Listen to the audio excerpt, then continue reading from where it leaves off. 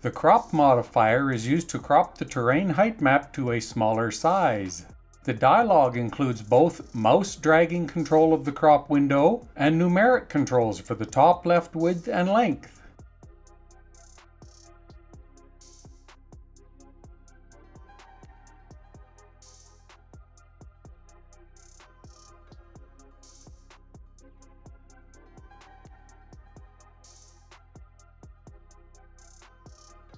The left and top controls specify the left and top coordinates of the crop region.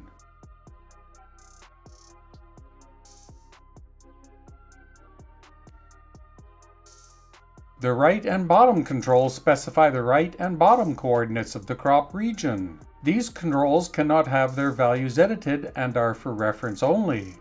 The width and length controls specify the width and length values of the crop region.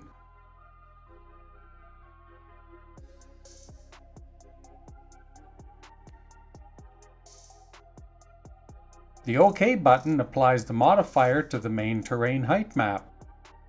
The Cancel button cancels the dialog. The Copy button copies the current dialog values to the clipboard.